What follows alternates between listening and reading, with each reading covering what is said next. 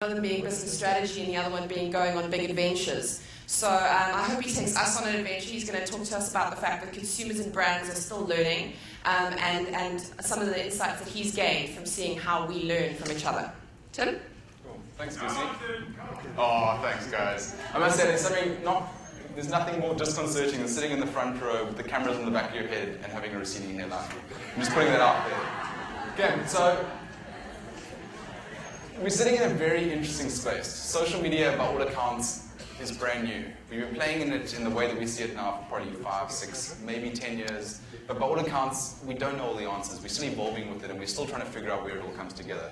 That said, in 1999, there was a really interesting piece of, or set of theses that came out called the Clue Train Manifesto. And one of the things it proposed is that markets know more about the company's products than the consumer, or rather the consumers know more about the company than the company knows about itself.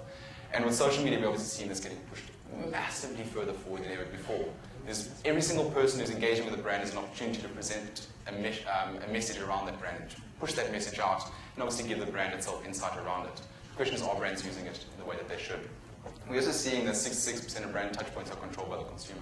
So brands are getting a smaller and smaller and smaller voice from which to pass the message and to control the message that's coming through. And we were talking earlier with your keynote, saying that the model in which the message is coming through is changing quite substantially. And going through the traditional journalistic routes and going through the traditional route in which brands are pushing it is changing. Consumers are not controlling more, but they're pushing more of the message and sending more information out there. The point is that truth eventually will come through. When last did you guys look at an advert and go, I think that's probably true, I'm going to take it at face value. And before purchasing anything go, well, you know what, the Twitter highlights is going to make me into a butch chickie. I'm going to take it. The point is, people are going online, you're researching it, you're finding these things out, and you're starting to generate your own sense of what's true. And what it means for brands is that you've got to be very, very careful around what sort of expectation you set in the market. So what traditionally, and I say this as a room with communicators in here, is that part of the role of a communication is to set an expectation around the brand. Now, what the risk here is that if you set that expectation too far from the reality of where the brand is, you start degrading the trust around that brand itself.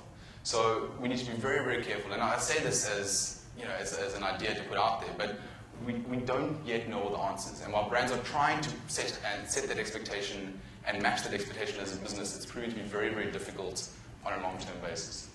The point is, as I say, we are all learning, we are all evolving, we are all figuring it out as we go.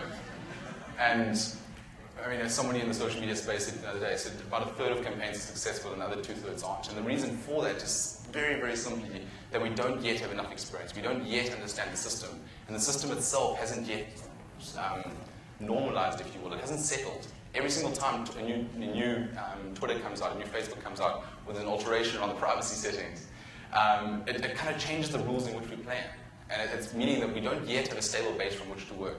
So we don't yet know where the social media space is going. Historically, brands used to control the message. They used to choose what went through. They own the media, they own the message. And as a consequence, they define the truth around the brand. As we have got better and better equipped to do our own research, the knowledge is power, it kind of sits quite centrally to this, that we as consumers have now got an opportunity to know much more about the brand and as a consequence make better decisions. And as a result, consumers are standing up and going, whoa, the thing that you're pushing out there isn't necessarily true. What you're saying isn't necessarily right. And we are going to have a counter conversation or a back channel conversation about exactly the same topic. The point is the power relations haven't yet settled. And this is power relations between me as a consumer and you guys as other consumers. It's between brands and consumers, brands and other brands. We don't yet know all these answers, and we're kind of figuring them out as we go. Underlying all of this is all brands want consumer love. They're chasing after this consumer love, and pretty much every single client I go to, they go, we want consumer love. We want consumers to love us, but it's a really, really difficult thing to do, particularly when they're coming from this heritage or pushing a message out there and expecting the market to believe it. As consumers, we're not doing them any favors.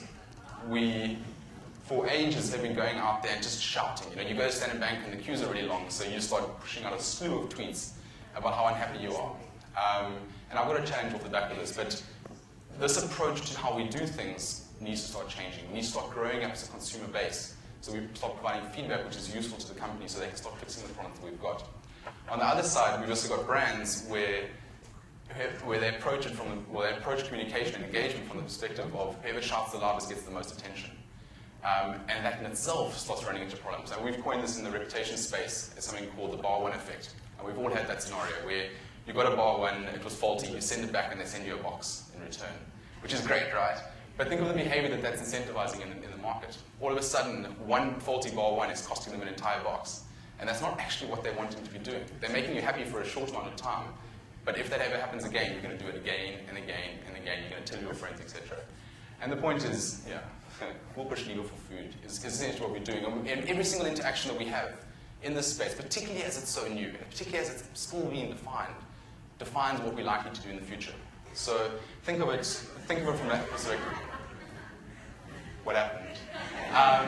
And then there are kind of two principles behind this. So the first one is behind behavior norming. Now, what this says is that if one consumer is doing a particular thing and getting good success out of it, other consumers are going to cotton onto this and do the same sort of thing. The same principle runs across businesses. So businesses that are running or winning awards are likely to have other businesses copy and do similar sorts of things once they see that they're progressing and doing well of it. The other side of it is much more individualistic, which is around operant conditioning. And operant conditioning is saying that if a particular behavior is positively incentivized, you're going to do that behavior more and more and more often, as is the case of the bar one effect. And these two things, particularly in social media, are incredibly powerful indicators and drivers and behavior modification tools. Because what you start seeing is that, I make a lot of noise about my standard bank queue, as we just spoke. In response to that, the bank comes back and says, you know what, I'm so sorry, you get free bank fees for a year. Fantastic, I'm really happy. But those people around me are going, hey, wait, they got free bank fees because they made a lot of noise. I'm going to do exactly the same thing. So what we're seeing is that consumers and brands are increasingly getting affirmation from this space. They're looking at social media and going, am I a cool person? I've got my 10,000 friends, I wish. And I've got whatever it is that's going on that's giving me very positive feedback or negative feedback. And both consumers are doing it as well as brands. So brands are going, this particular product that we wanted to launch got a good response or got a poor response. Let's do more of it, let's do less of it. Let's be reflexive and let's be intelligent about what we're doing.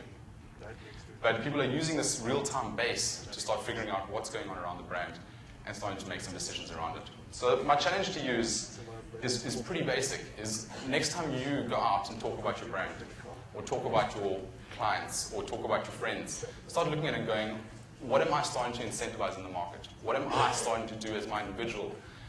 What messaging am I starting to push out there? And more importantly, is that I'm pushing out there useful to the company that I'm complaining about? As the business, what sort of behavior am I incentivizing? And as you all go out into the working world, start going, if a brand, or if I engage as a brand in a particular way, what expectation is it setting in the market? What sort of behavior am I incentivizing in the market? And what do I need to do to build an environment where both the consumers and the brands can work together for mutual gain? And that is me. Thank you very much.